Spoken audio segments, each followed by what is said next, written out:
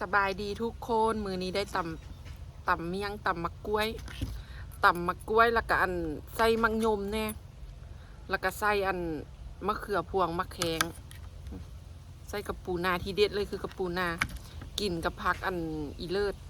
ผักนางเลิศมากินน้ำกันเลยทุกคนอันนี้เป็นปูนาต้มเป็นปูนานึ่งบ่ได้แมนปูดองกินไงเชฟหอมใส่เม็ดมันเข้ามานะ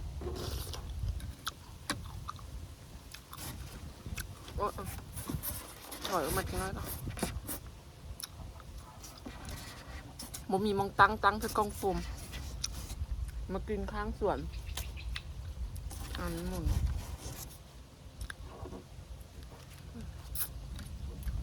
กินคือจังกินเมี่ยงนี่แหละทุกคนจะเซฟคือยังมากินน้ำกันเลยทุกคนนะผู้ใดใส่ส้มใส่ยังมากินน้ำกันได้เลย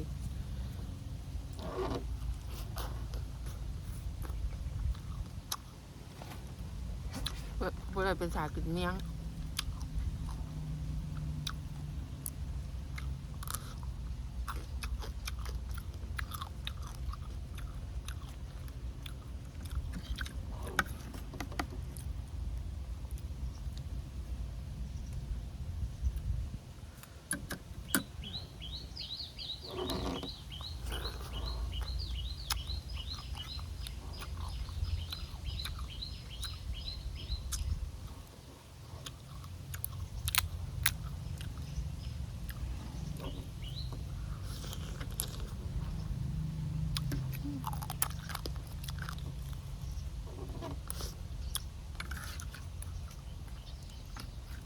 กินยากน้ำเม็ดมังยม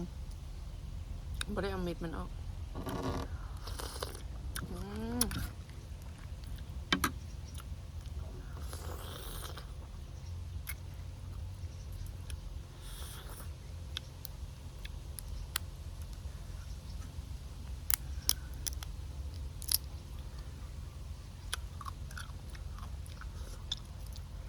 แซ่บค่ะทุกคน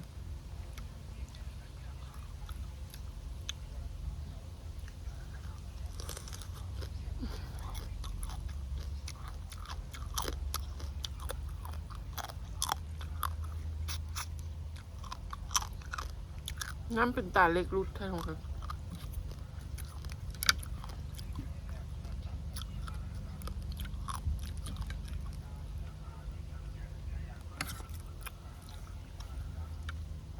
กินเป็นทรงสีฟ้าวๆมันนี่ย่านเขาอันนี้ก็สีฮอตบ่ายสามอ่ะย่านเขาเอาลุกมาส่งบ่มีไผอยู่เฮือน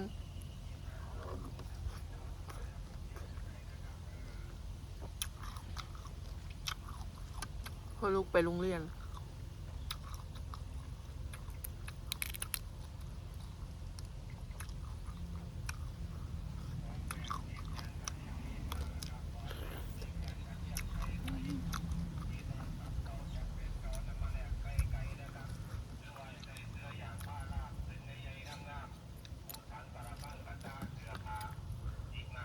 ลองเอาไปต่ำกินลองเบิ่งด้วยทุกคน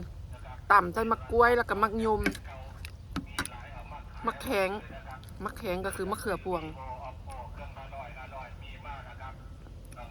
ใส่กับปูนาเสียบตักน้ำใช่ไหม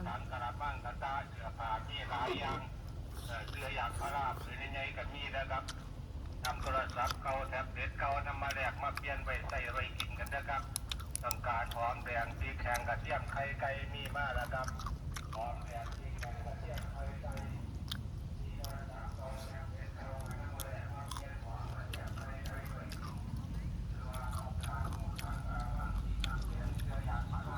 าแล้วมันจะกินยากนะจากน้อยยำได้แกนมักยมยันเหล็กหลุดไม่ได้เอาเม็ดออก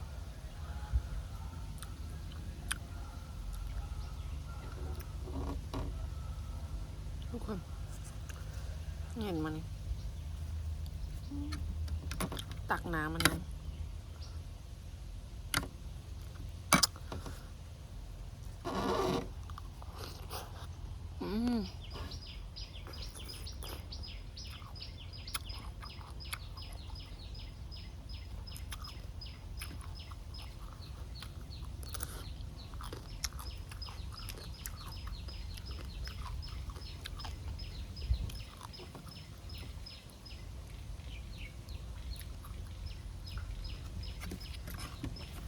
อยแสบมันกินห่อกับเบยนางเลิศใส่กระปูเน้นๆเลยมันไปได้กระปูมาลูนึงต้มไปตู้เย็นมักกินค่ะ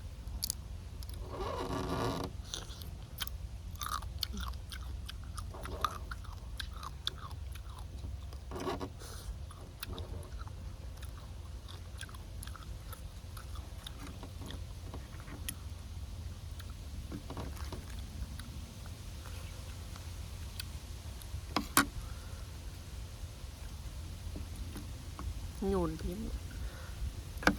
เม็ดมันโยมเอาปูใช่ไหม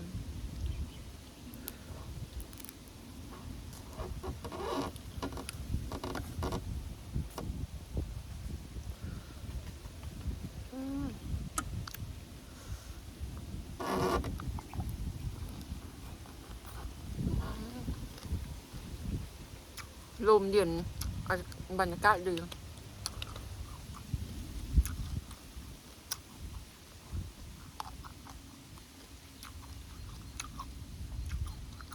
มากินอยู่ข้างสวนค่ะ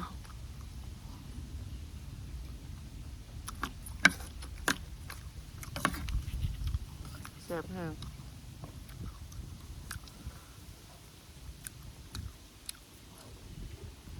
ตำแล้วโรยเม็ดมะทั่วลงเลย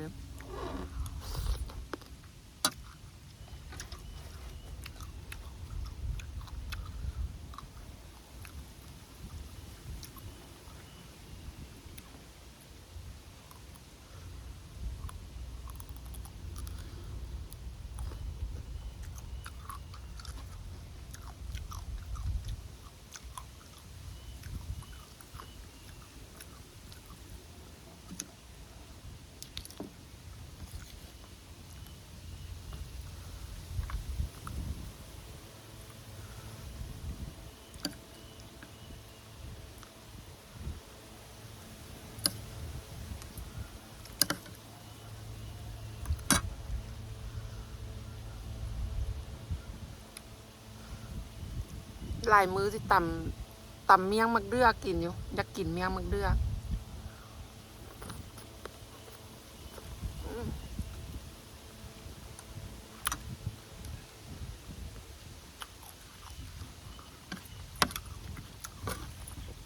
ตำมาหลายแล้วเนาะเต็มเลยเต็มถาด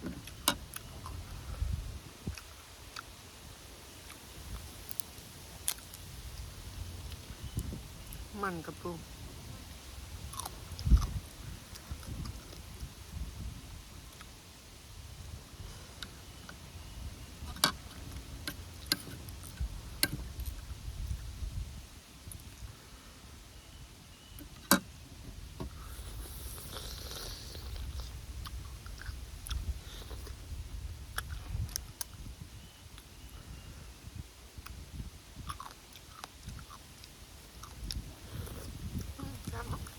ใบนั้นกระปิว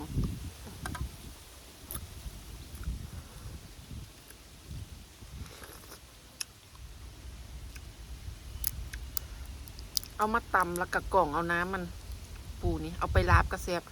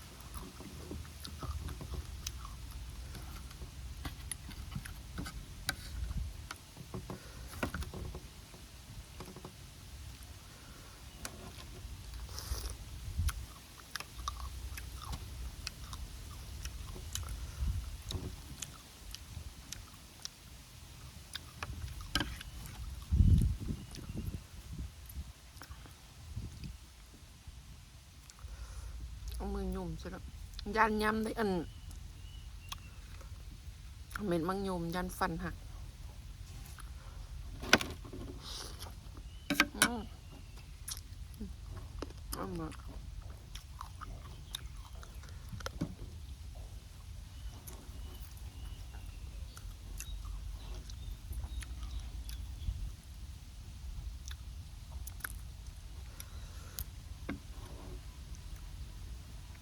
ตัวใหญ่ๆมันปู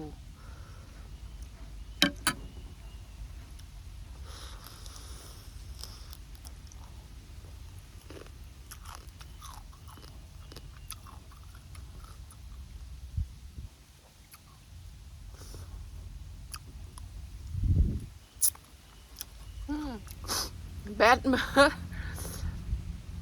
ลืมเบิ้งโทรศัพท์มาแบดมา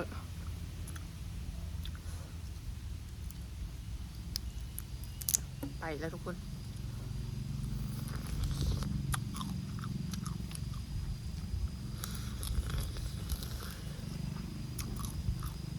ให้ไปให้มาแบดมา